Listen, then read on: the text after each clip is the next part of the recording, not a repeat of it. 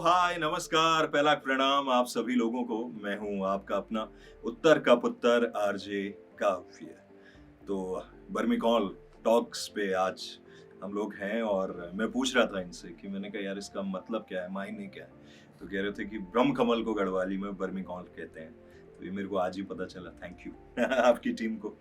और तो मेरे को कहा गया है कि शुरू से शुरू करना है, जहाँ से भी और जो कुछ भी याद आए। तो चलिए शुरुआत करते हैं वहीं से। मेरा ख़्याल है आप में से बहुत सारे लोग जानते होंगे, जो नहीं जानते हैं तो बताऊँ। बागेश्वर ज़िले का रहने वाला हूँ। कपकोट विधानसभा में एक गाँव है अनरसा। बागेश्वर जो हेडक्वार्टर है वहाँ से 7 किलोमीटर मेन रोड पे ही गाँव है अनरसा करके, वहीं मैं पैदा हुआ था। मेरे पिताजी कैलाश मेहता जी, वो उनका अपना खुद का विद्यालय चलता है।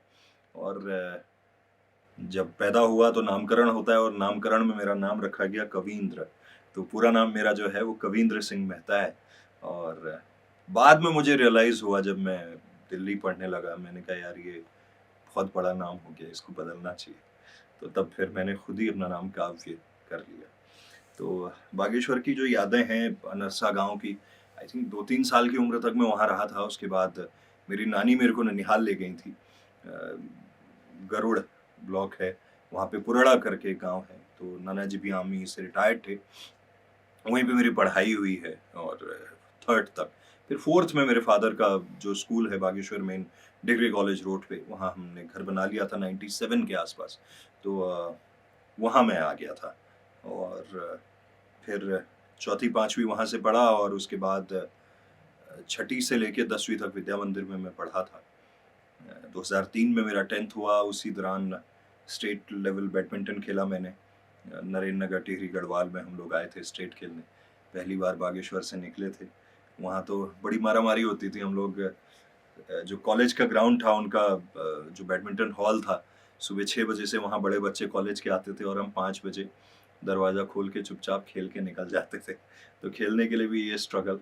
वो आई थिंक 10 रुपए की शटल आती थी, डब्बा लो तो वो 4 रुपए की देते थे। और जब नरेंद्र नगर पहली दफ़ा आए, वहाँ हमने अलग शटल देखी। उसकी कीमत सुन के पहले हम दंग रह गए कि 100 रुपीज़ की एक शटल 2003 में। और उसमें हल्का सा भी टूटता था तो जो प्लेयर थे वो किनारे फेंक देते थे। हमने सब इकट्ठे करके हम बागेश्वर ले गए वो, दिखाने लोगों को कि यार वहाँ तो इन शटल से खेलते हैं। तो इस तरह का माहौल था। फिर 11th में मैं इंटर कॉलेज गया। इंटर कॉलेज में मैं चाह तो नहीं रहा था, पर टीचर ने फेल कर दिया फिजिक्स में। और वहीं से आई थिंक वो टर्निंग पॉइंट था मेरी ज़िंदगी का। अगले दिन पिताजी ने मेरे को बस में बिठाया और दिल्ली भेज दिया। मेरे मामा पांडव नगर में रहते थे, तो वो और मैं वहाँ पे रहने लगे। और मिंटो रोड पे दीनदयाल उपाध्याय सर्वोदय विद्यालय है। जब आईटीओ से आप कनॉट प्लेस की तरफ जाते हैं, उस ज़माने में इंटरकॉन्टिनेंटल होटल होता था वो उसके बैक साइड पे। तो वहीं पे मैंने 11th-12th पढ़ा। और दिल्ली में बड़े सारे हमारे यार दोस्त मिले जो उत्तराखंड के थे। मुझे पता नहीं था कि उत्तराखंड के बाहर भी एक उत्तराखंड बसता है। वो वहाँ पता चला जब गाज़ियाबाद, साहिबाबाद, फरीदाबाद, इंदिरापुरम यहाँ के बच्चे आते थे ट्रेनों में लटक के। और स्कूल हम लोग साथ पढ़ते थे। तो वहाँ पे बड़े कुमाऊँ गढ़वाल के लड़के, संजय रतूड़ी एक है, संजय पांडे है, कैलाश पाकुनी है, बहुत सारे। ऐसे किसी का नाम मिस कर गया होऊँगा तो माफ़ करना। उन लोगों के साथ पढ़ाई करी। और उसी दौरान मेरे को मालूम चला कि ये एफएम टाइप की कोई चीज़ होती है, रेडियो जिसको कहते हैं। छुट्टियों का टाइम था, मामा ऑफ़िस जाते थे, तो उन्होंने बोला कि भई बाहर मत निकलना, बहुत गर्मी होती है। ये रेडियो आता है, इसको सुनना, इसमें गाने आते हैं। तो गाने सुनते-सुनते लगा कि यार ये बड़ी इंटरेस्टिंग चीज़ है। कोई व्यक्ति आता है, वो बोलता है और गाने चलाता है। और मेरे को ऐसा लगता था कि ये तो बहुत ही इंटरेस्टिंग, बिकॉज़ मैं जब बागेश्वर में पढ़ता था तो कुमाऊनी गाने बहुत गाता रहता था मैं स्कूल में। तो उन दिनों एक गाना चलता था बड़ा, आजकल का लड़कियाँ क्या जीन्स पहरनी, कॉलेज का लौंडा क्या सीटी मारनी। तो हमारे एक आचार्य जी थे अनिल कांडपाल और एक संजय जनावटी, उन्होंने मेरा नाम ही रख दिया था सिट्टी मारनी।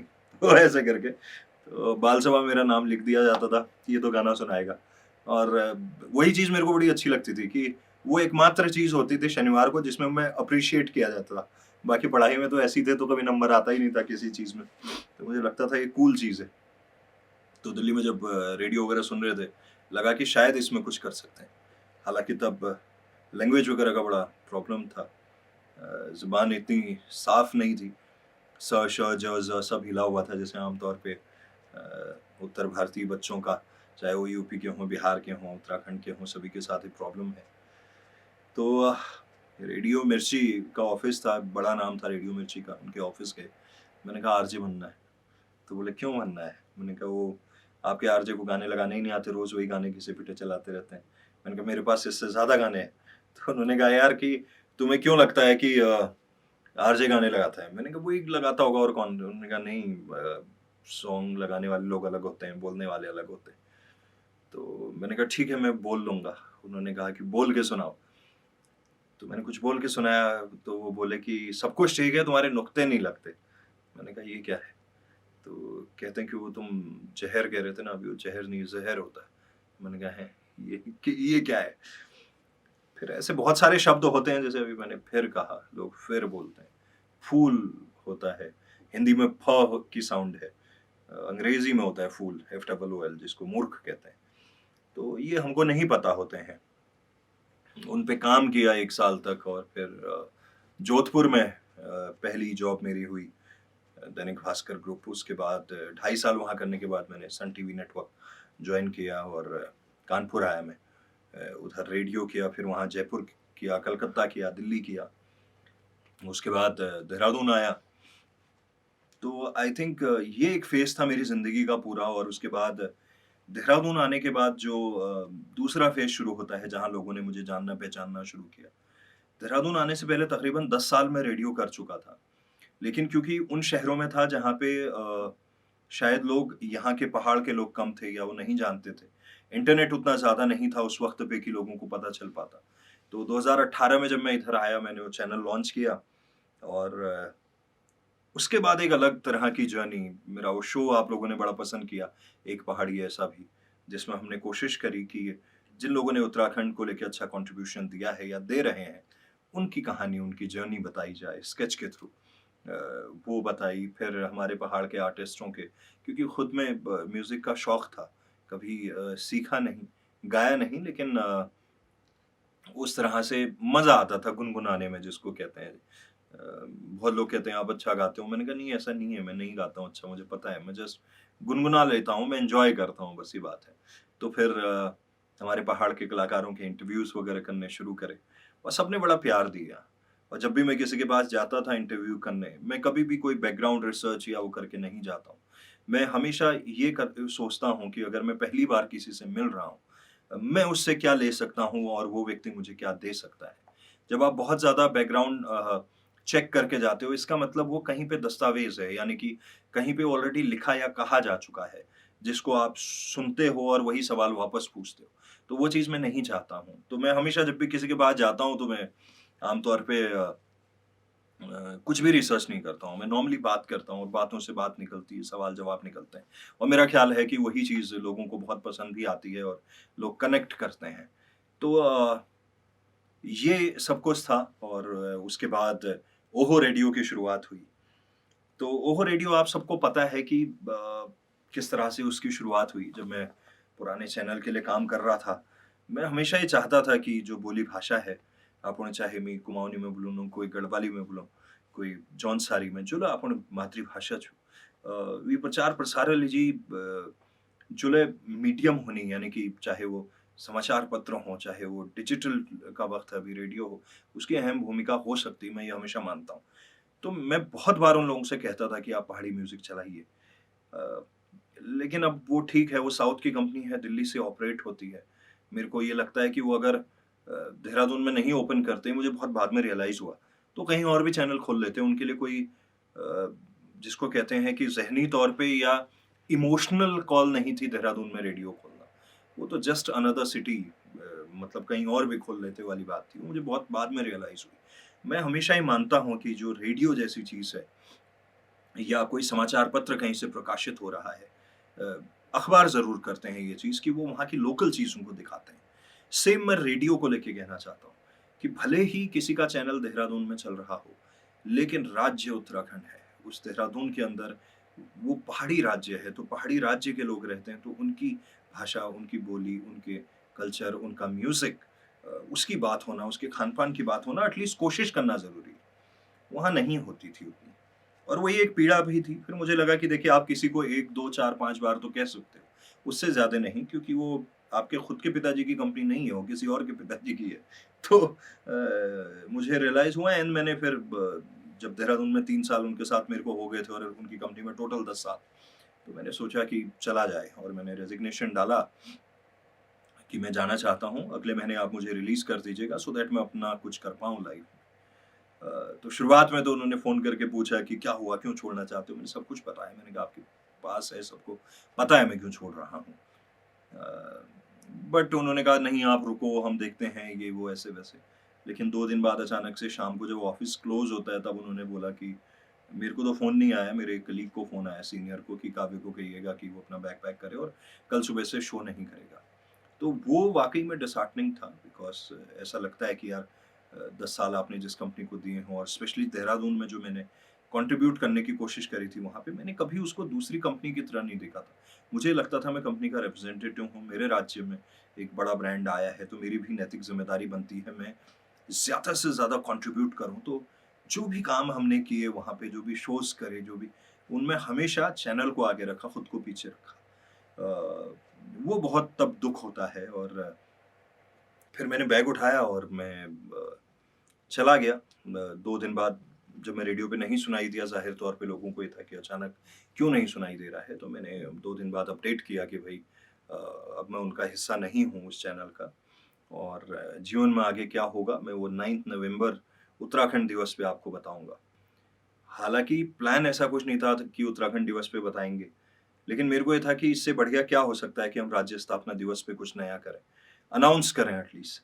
तो हमने डेट डाल दी, उसके बाद हमारे जो बैकएंड के लोग थे, फिर जिनको ऑब्वियसली मोनिका मेरी वाइफ, उनका बड़ा कंट्रीब्यूशन था इस चीज़ में बिकॉज़ जब हम सोच रहे थे, एक होता है कि आप सोचो और एक होता है कि वो ज़मीनी तौर पे इम्प्लीमेंट हो जाए।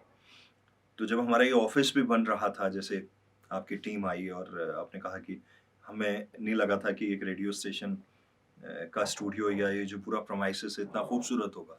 तो उसका कंट्रीब्यूशन मोनिका को ही जाता है जो हमारी चीफ ऑपरेटिंग ऑफिसर भी हैं। तो वो सब कुछ देखती हैं यहाँ पे। फिर टीम बनाने की बारी आई और मुझे लगा कि किन लोगों को जोड़ना चाहिए। मैं किस तरह का रेडियो स्टेशन शुरू कर रहा हूँ।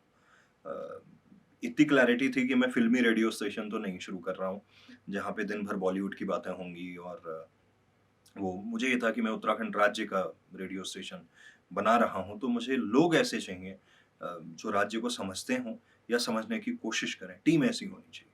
तो प्राइमरी तौर पे हमने कोशिश करी कि हम लोकल इस तरह के लोगों को जोड़ें। उसमें डिफ़िकल्टी आई क्योंकि यहाँ देखिए बहुत कम रेडियो स्टेशन है और रेडियो कैसे ऑपरेट होता है, ये कम लोगों को जानकारी है। तो फिर मैंने अपने कॉन्टैक्ट्स जो मेरे पुराने मित्र दूसरी जगहों पे काम कर रहे थे, किसी के साथ 10 साल पहले काम किया था, किसी के साथ 5 साल पहले काम किया था। तो उन लोगों को जोड़ा। सबसे पहले उन लोगों को बोला कि यार मैं ऐसा कुछ कर रहा हूँ, क्या आप जोड़ना चाहोगे? तो उन्होंने जिसको मैंने बोला उन्होंने सहर्ष स्वीकार किया कि ठीक है, हम आते हैं। तो बैकएंड की टीम बनाई गई, फिर हमने रेडियो जॉकीज़ हायर करे, साउंड इंजीनियर, राइटर, ये वो जितने भी प्रोग्रामिंग, सेल्स, मार्केटिंग, फाइनेंस जो भी डिपार्टमेंट होते हैं उन सबको जोड़ा और फाइनली रेडियो स्टेशन शुरू करने की बारी आई। तो मुझे ध्यान है 15-17 जनवरी के आसपास हमारी ऐप आई पहली क्योंकि डिजिटल रेडियो खोलने का इरादा था और हमारी कोशिश ये थी कि भाई अ, इंटरनेट का ज़माना है और उसका इस्तेमाल करके हम कैसे ज़्यादा से ज़्यादा लोगों तक पहुँच सकते हैं। तो वही एक आई थिंक मतलब टर्निंग पॉइंट भी हुआ क्योंकि शुरू में लोगों ने ये कहा कि अ, इंटरनेट के थ्रू रेडियो कैसे सुनेंगे लोग? ऐप के थ्रू ऐसा तो पहले हुआ नहीं है। अ, यहाँ नहीं हुआ था लेकिन मैं देख रहा था दुनिया कहाँ जा रही है और जब लॉकडाउन लगा, कोविड आया, उस टाइम पे स्पेशली जो इंटरनेट कंजम्पशन लोगों का था वो बहुत ज़्यादा बढ़ गया था, ओटीटी प्लेटफ़ॉर्म्स लोगों को समझ आने लगा था कि नेटफ्लिक्स क्या है, अमेज़न क्या है, हॉटस्टार क्या है, ये सारी चीज़ें, ज़ूम कॉल क्या है। मैं बड़ा खुश हुआ जब इंटरनेट पे मैं देख रहा था कि गाँव के ग्राम प्रधान भी जो है ज़ूम कॉल पे मीटिंग्स कर रहे हैं।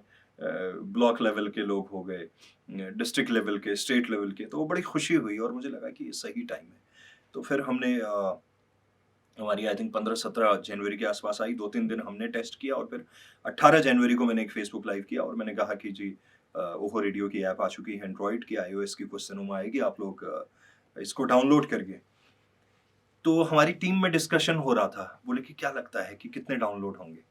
और एक चैलेंज भी था, जो जिस रेडियो स्टेशन को मैं छोड़ के आया था, तो वहाँ पे बहुत अजीब-अजीब बातें बोली गईं कि इतना ही आसान होता रेडियो स्टेशन चलाना, तो क्या हम लोग नहीं ऐप चला लेते, ये करते, वो करते, बहुत बातें और बहुत कुछ बोला गया इन बिटवीन, जब अक्टूबर से लेके जनवरी तक के बीच में।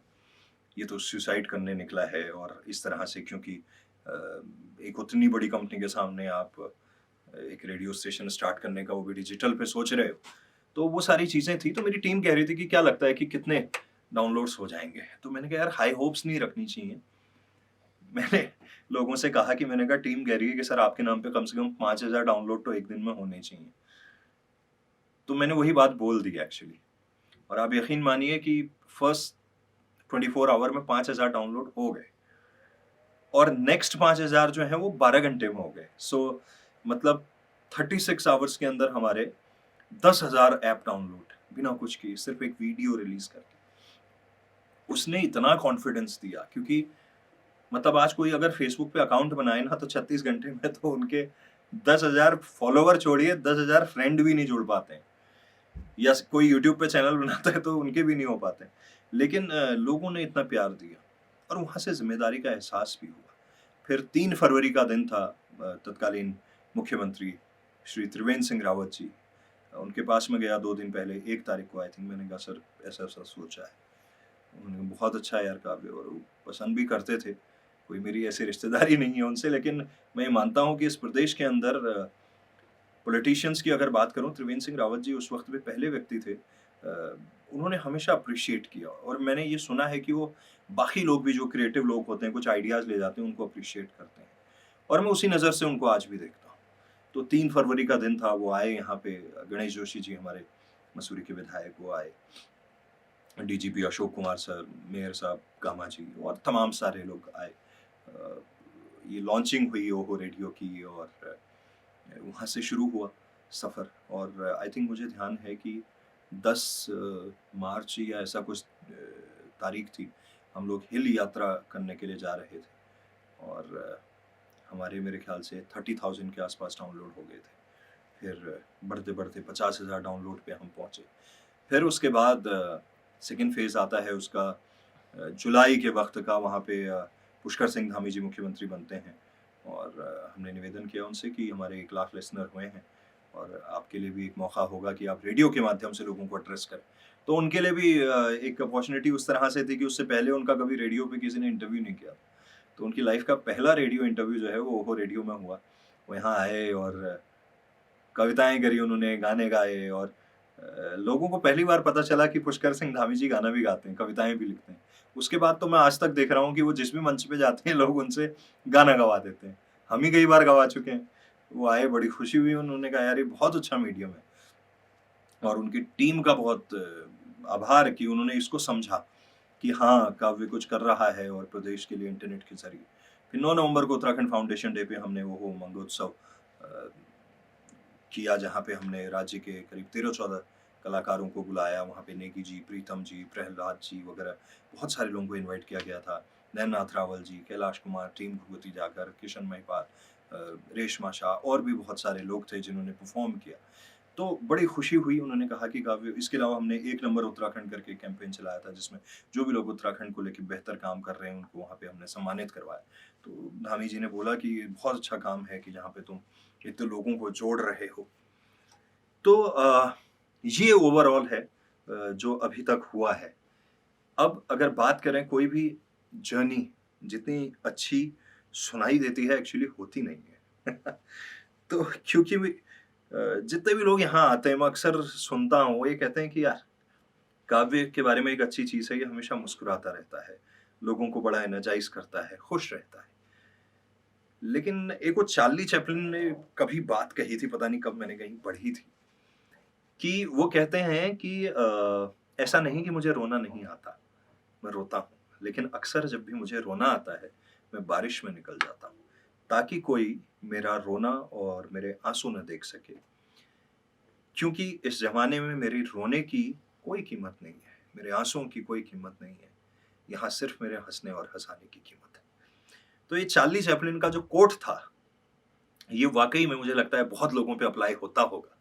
जो हमेशा मुस्कुराते हुए दिखते हैं, वो उतने खुश तो नहीं होते हैं। तो वो दुख कह लो या किसी चीज का गम कह लो, वो लाइफ के अलग अलग फेजेस में आपके पास आता है। मुझे ध्यान है पहली बार नौकरी नहीं लगने का, मैं दिल्ली जब गया, ये रेडियो के लिए तैयारी कर रहा था। मेरा एक मित्र था प्रशांत, अनफॉर्चुनेटली वो अब इस दुनिया में नहीं है। बहुत यंग एज में वो, उसको आई थिंक कैंसर हो गया था। वो पान मसाला खाता था बहुत ज़्यादा। यूपी बेल्ट में बहुत सारे लोग खाते हैं। आप लोगों से भी कहूँगा कि आप लोग देखिए, सब समझदार हैं, लेकिन किस चीज़ को कितना कंज्यूम करना चाहिए, मैं कोई ज्ञान नहीं दे रहा हूँ, लेकिन ये आप समझिएगा। मेरे खुद के एक दोस्त के साथ हुआ है, तो इसलिए मैं बता रहा हूँ। हर चीज़ की एक लिमिट होनी बहुत ज़रूरी है। ज़्यादा हँस लेते हो तो पेट दुखने लगता है, ज़्यादा रो लेते हो तो आँसू आने बंद हो जाते हैं। सेम कोई चीज़ को बहुत ज़्यादा कंज्यूम करना भी आपके लिए खतरनाक होता है। तो प्रशांत इटावा का रहने वाला था, बड़ा अच्छा मित्र था मेरा, मेरे से हालाँकि 2-3 साल बड़ा था। लेकिन मैं उसको बड़े भाई की तरह, वो जबकि मेरे से बड़ा था, मैं उसको छोटे की तरह डाँट देता था और वो सुन भी लेता था। वो बहुत प्यार करता था मेरे को। तो वो उसकी आदत थी और मैंने उसको बहुत बार मना भी किया कि तू इतना मत खाया कर। वो शायद बचपन से वो यूपी बिहार बेल्ट में बहुत लोगों को आदत लग जाती है, उसी का शिकार था वो। तो उसके साथ मैं पहली बार ट्रेन में इटावा से, मुझे पता है कानपुर हम ऑडिशन देने जा रहे थे, और ट्रेन में इटावा से थोड़ा-सा आगे जैसे ही बढ़ते हैं, वो दूध वाले सुबह-सुबह चढ़ते हैं और वो इतना बेतरतीब तरीके से उनका जो पूरा डब्बा होता है, उसको लोहे के उस पे टाँग के बाहर, अंदर इतनी भीड़ होती है, आप खड़े नहीं हो सकते हो। मेरी उम्र शायद 17 साढ़े 17 साल रही होगी। मैं उससे पहले कभी ट्रेन में नहीं चढ़ा था। चढ़ा जो छोड़िए, मैं बैठा नहीं था। तो उसने कहा बाहर लटकना पड़ेगा। आप सोचिए, एक नॉर्मल ट्रेन भी 50, 60, 70 की स्पीड पे तो चलती ही है। हम बाहर लटके हुए थे और इटावा से कानपुर ठीक-ठाक डिस्टेंस है। 2 ढाई घंटा लगता है मेरे ख्याल से। अब कम लगता होगा, तब तो लगता ही था। हम बाहर लटके हुए थे और 10 मिनट बाद मेरे हाथ फिसलने शुरू हो गए और इधर से वो खंभे जो होते हैं वो निकल रहे हैं। तो प्रशांत ने देखा कि गिरने वाला, वो मेरे पीछे साइड आके उसने कवर कर लिया और जैसे-तैसे हम कानपुर पहुँचे और मेरे को लगा यार आज तो मतलब ये मौत से सामना हुआ है यार, ये मतलब कैसे पहुँच गए हम यहाँ। खैर वहाँ ऑडिशन दिए, फिर वो एक बार हम वहाँ से ग्वालियर ऑडिशन देने गए, चंबल होते हुए बाइक चला के। मैंने सिर्फ सुना था बीहड़ होते हैं, उस दिन देख लिए थे और रास्ते में जब जाम लगा ट्रकों का, मैंने कहा आज तो गए बेटा तुम। बाइक में कैलिबर क्रोमा उसके पिताजी की मैं चला रहा हूँ और वो पीछे बैठा हुआ। 120 किलोमीटर है इटावा से ग्वालियर। और चंबल में जब जाम लगा, मैंने पुलिस स्टेशन देखा, ऐसे भैंस बधी हुई बगल में पुलिस वाला मैंने कहा भाई ये क्या है, ये पुलिस स्टेशन है। मैंने कहा आज तो निपट गए तुम, चलो जैसे तैसे पहुंचे वापस आए। बहुत मतलब ऐसा चंडीगढ़ मुझे ध्यान है, हम लोग, हमें पता नहीं था ट्रेन का टाइम, वो कालका से कोई ट्रेन आ रही थी, वो लेट हो गई और हम अखबार बिछा के प्लेटफॉर्म पे लेटे क्योंकि कहीं और जगह नहीं थी और फिर ट्रेन में वो हवा चल रही है और फड़फड़ाते हुए हम आए और वो सब। तो मुझे ध्यान है कानपुर में उन्होंने मुझे, बिग एफएम होता था वहाँ पे, तो उन्होंने 7 दिन के लिए मुझे बुलाया और मैंने लिखा-विखा भी, कुछ अच्छे आइडियाज़ भी। तो मुझे लगा शायद मैं सेलेक्ट हो गया हूँ, तो उन्होंने कहा नहीं अभी आप नहीं हुए हो, अभी तो आपकी इंटर्नशिप चलेगी। मैंने कहा कितना? क्योंकि मैं ऑलरेडी 1 साल स्ट्रगल कर चुका था, तो मुझे लग रहा था ये बहुत ज़्यादा हो रहा है। तो उन्होंने कहा देखो यार 3 महीने भी लग सकते हैं, 6 महीने भी, साल, 2 साल, 5 साल। मैंने कहा क्या? मतलब इतने टाइम में खाली आऊँगा यहाँ और कुछ मतलब टेक अवे नहीं है, कोई पोज़ीशन नहीं है। तो मैं बड़ा रोया अंदर, ऐसे ही स्टूडियो था। तो वहाँ जाके मैंने पिताजी को फ़ोन किया, उनको लगा पता नहीं क्या हो गया। उन्होंने कहा क्या हुआ, तेरे को पैसे चाहिए, मैं भेजता हूँ। ये तब एटीएम इतने होते नहीं थे, वो सब 2007 वात की बात बता रहा हूँ मैं, मेरे पास नहीं था तब। तो मैंने कहा नहीं वो बात नहीं है, ये ऐसे-ऐसे बोल रहे हैं और ये मेरे को बड़ा दुःख हुआ। मैंने कहा अरे क्यों नहीं सेलेक्ट कर रहे हैं मेरे को। ख़ैर मैं छोड़ के आ गया वहाँ से। उसके बाद मेरी फर्स्ट ईयर की, तब मैं कॉरेस्पॉन्डेंस कर रहा था बीकॉम, उसके एग्ज़ाम थे और उसी दौरान मेरे को जयपुर से कॉल आती है, ऑडिशन दिया। मतलब वो एक टाइम था जब मेरे अंदर इतना जुनून था उस चीज़ को लेके। मुझे ध्यान है कि हौस खास विलेज में ऑडिशन चल रहे थे, हम 100 सवा 100 बच्चों ने ऑडिशन दिए। जब ऑडिशन देने के बाद आए, मैं रास्ते भर वापस से बड़बड़ा रहा था। मेरे पीछे लोग कह रहे हैं कि अरे ऑडिशन हो गया है, आप इंटरव्यू दे चुका है, क्यों बोल रहा है? लेकिन मुझे ये लग रहा था मैं ऐसे बोलता तो कैसा होता? वो इतना, मैं बस में खड़ा हूँ, डीटीसी की बस में ऐसे, सब लोग अपनी बात कर रहे हैं, मैं लिंक जैसे रेडियो पे बोलते हैं, मैं वैसे बोल रहा हूँ।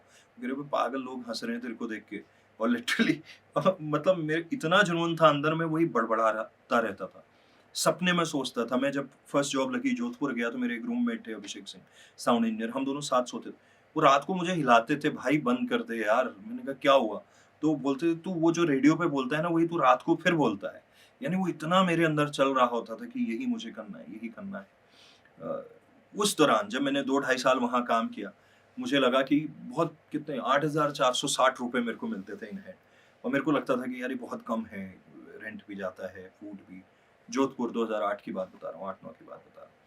तो और वो पैसे बढ़ नहीं रहे थे, 2 ढाई साल हो गया था, तो मुझे लगा, मैंने कहा यार ये ऐसे तो समझेंगे नहीं, छोड़-छोड़ के जाना पड़ेगा इनको। तो मैंने पूरी प्लानिंग कर ली। मैंने कहा मैं इतना वो हो चुका था डिस्टर्ब, क्योंकि क्या होता है कि पहाड़ में जब हमारे घर वाले, उनके लिए होता है नौकरी लगी अब इसको करते रहो। बड़ी मुश्किल से यहाँ दुनिया ऐसे घूम रही है, तुम्हें नौकरी लगी तो मेरे इज़्ज़त नहीं है।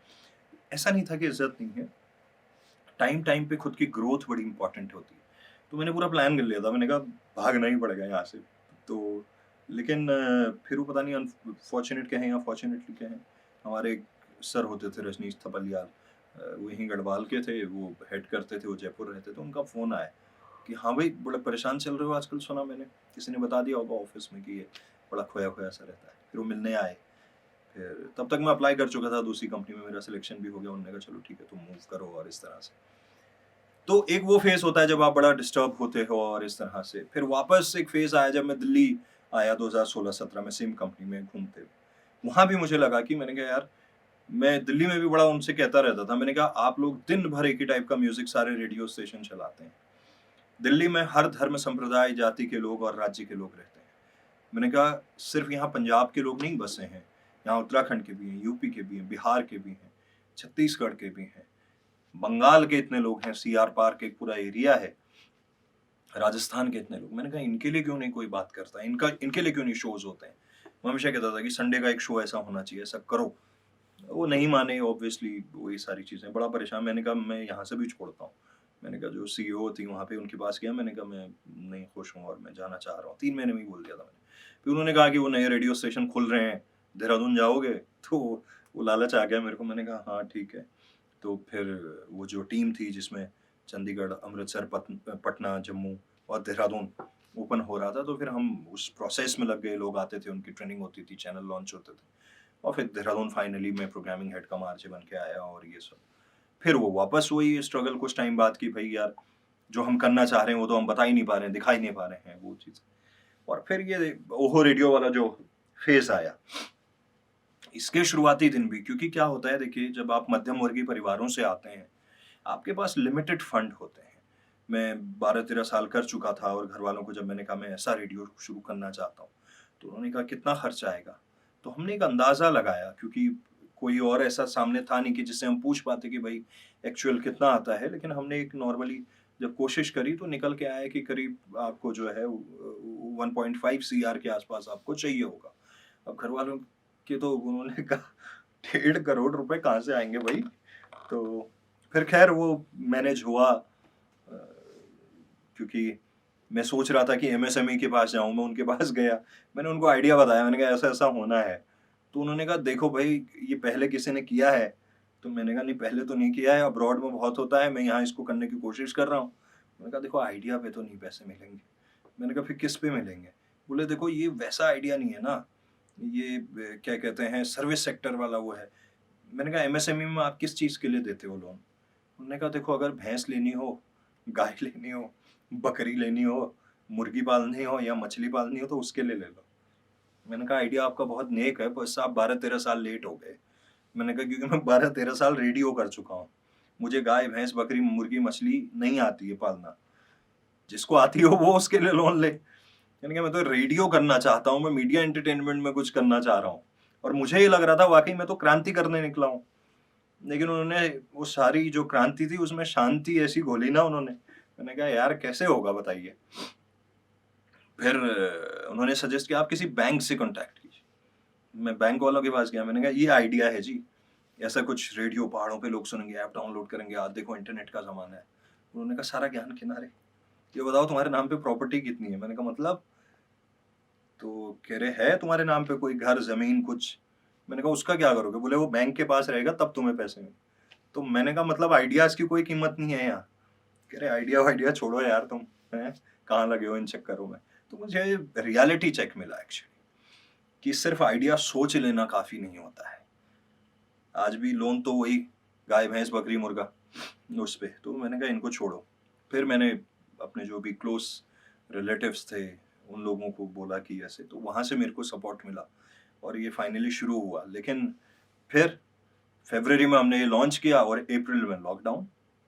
लॉकडाउन ऐसा लगा कि आदमी ऑक्सीजन ढूँढ रहा है, बेड ढूँढ रहा है, हॉस्पिटल ढूँढ रहा है, वेंटिलेटर ढूँढ रहा है। एडवर्टाइजिंग से ही मीडिया हाउसेस चल पाते हैं, क्योंकि जो रेडियोस आप सुनते हैं वो तो फ्री में सुन रहा है आदमी, लेकिन उसको चलाने की एक ऑपरेटिंग कॉस्ट है। जब 10, 12, 15 लाख रुपए आपको इसको चलाने के लिए चाहिए होते हैं, ठीक ठाक रेडियो स्टेशन अगर आप ढंग से 20 लोगों के साथ काम कर रहे हो तो इतना आपको पर मंथ आपका ऑपरेटिंग कॉस्ट है। उसके स्ट्रगल शुरू अगेन। कुछ वो कहते हैं ना कि अल्टीमेटली आदमी आता तो घर वालों के पास ही है। तो फिर घर वालों से बोला गया भाई कुछ करो, आधे रास्ते तो निकल आया हूँ अब।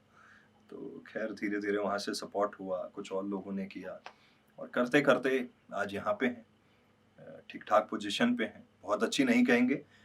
और मैं हमेशा अपने दोस्तों से कहता था, देखो मैं सेल्स एंड मार्केटिंग में फेल हो सकता हूँ क्योंकि वो मेरा कोर एरिया नहीं है, वो मेरा एक्सपर्टीज नहीं है, लेकिन मैं प्रोग्रामिंग और आइडिएशन में कभी फेल नहीं होऊंगा। इतना मुझे भरोसा था खुद के ऊपर। और आज जहाँ पे ओहो रेडियो है, लगभग 2-2.5 लाख लोग डाउनलोड करके इसको सुन रहे हैं। सुनने वाले उससे ज़्यादा हैं, मतलब इतने डाउनलोड्स हैं, क्योंकि हमारे कई लिसनर हैं, जैसे वो एक फ़ोन पे शॉप पे चलाते हैं तो दिन भर में वहाँ सैकड़ों लोग आते हैं। कई हमारे फौज में लोग हैं, उनकी पूरी यूनिट में कई 20-25 लोग एक फ़ोन पे सुन रहे होते हैं, जो हमें मैसेजेस आते हैं। तो सुनने वाले तो और ज़्यादा हैं, लेकिन तकरीबन 2-2.5 लाख के आसपास ही डाउनलोड जो हुए, और बिना किसी उस तरह की प्रमोशन की, जस्ट ऑर्गेनिक लोगों को सिर्फ ये बोला कि ये रेडियो है, और एक-एक व्यक्ति ने 10-10 लोगों को उसके बारे में बताया। तो वहाँ से मुझे लगा कि आइडिया तो वहाँ से चल गया। हाँ, बाकी जो स्ट्रगल हैं वो तो चलते रहते हैं। आप कुछ-कुछ नया करने की कोशिश करते हो, उसमें बहुत सारे खर्च भी आते हैं, बहुत सारी चीज़ें होती हैं। लेकिन एक कोट मेरे ज़हन में हमेशा के लिए रह गया कि भई जो बात है ना कि मंज़िल मिले ना मिले वो और बात है, हम कोशिश भी ना करें ये गलत बात है।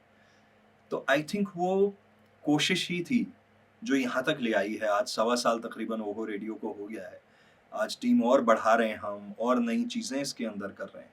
आज अच्छा लगता है कि आईटीबीपी लद्दाख में हमारे जोशी जी -27 डिग्री में जब अपने बाकी साथियों के साथ ओहो रेडियो सुन रहे होते हैं बर्फबारी के बीच, और वो व्हाट्सएप करते हैं हर सुबह यहाँ ओहो रेडियो पे, तो लगता है कि यार कितना कमाल हो गया। जब नंदप्रयाग की कमला रावत समाज सेविका जंगल जाती हैं घास काटने, और एक हाथ में उनके ओहो रेडियो होता है मोबाइल पे, और एक हाथ में घास का गट्ठर सर पे, और जब वो ट्वीट करके ट्विटर पे बताती हैं कि ये जंगल के रास्ते बड़े सुनसान होते हैं, लेकिन इसमें आरजे काव्य जी के ओहो रेडियो का बड़ा सहयोग मिलता है, हम अपने पहाड़ी गानों को सुन पाते हैं, ऐसा लगता है हमारा कोई साथी है, तो बड़ी खुशी होती है।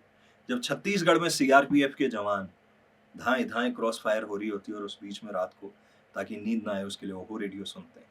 जब बैंगलोर में कोई एयरफोर्स वाले का बच्चा 6 साल का वो तुतलाती हुई ज़बान में हमें व्हाट्सएप ऑडियो भेजता और कहता है कि मैं हल्द्वानी का रहने वाला हूँ, मुझे कुमाऊनी नहीं आती, लेकिन जब मैं ओहो रेडियो के गाने सुनता हूँ तो अपनी मम्मी से पूछता हूँ इसका मतलब क्या है, और धीरे धीरे मुझे अपनी भाषा आ रही है, तो वो बड़ा सुकून देता है। जब यूएई में कोई होटल में शेफ 10 से 12 घंटे किचन में ओहो रेडियो चलाते हैं, वो पूरी टीम, एक चमोली का गांव है, वहाँ के 35 लोग, आई थिंक वियतनाम में या कहाँ पे, मैं भूल रहा हूँ कहाँ पे हैं, एक ही गांव के, उनके किचन में 12 घंटे ओहो रेडियो डेली चलता है। 35 लोग चमोली के वहाँ पे काम करते हैं, तो बड़ा सुकून देता है।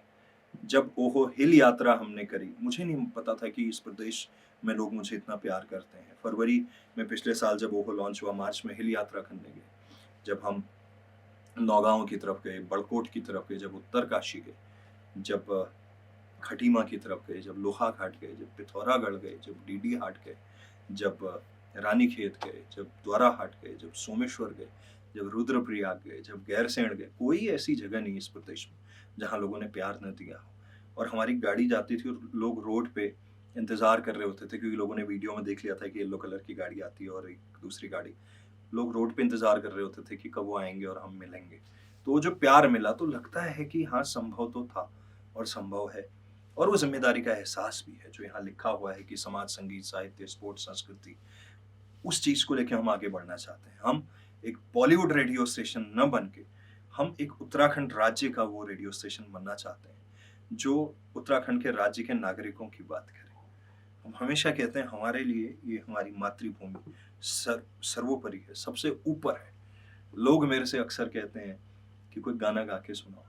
अब गाना तो मैं कुछ भी गा सकता हूँ, आप भी गा सकते हैं। मैं हमेशा एक ही गीत गाता हूँ कि उत्तराखंड मेरी मातृभूमि, मातृभूमि यो मेरी पितृभूमि, ओ भूमि तेरी जय जयकारा, म्यार हिमाला हिमाला तेरी जय जयकारा, म्यार पहाड़ा। वो इसलिए क्योंकि मुझे लगता है कि जिस राज्य में, इतने खूबसूरत राज्य में हम सबका जन्म हुआ है, उसके लिए एक ओनरशिप का भाव, एक प्राउड वाली जो फील होती है, वो होनी बहुत ज़रूरी है। और बार-बार खुद को रियलाइज़ करवाना कि तुम किस बैकग्राउंड से आते हो, तुम कहाँ से आए हो, तुम्हें जीवन में क्या करना है। जब मैं ये गाना गाता हूँ, मुझे एहसास होता है उस चीज़ का।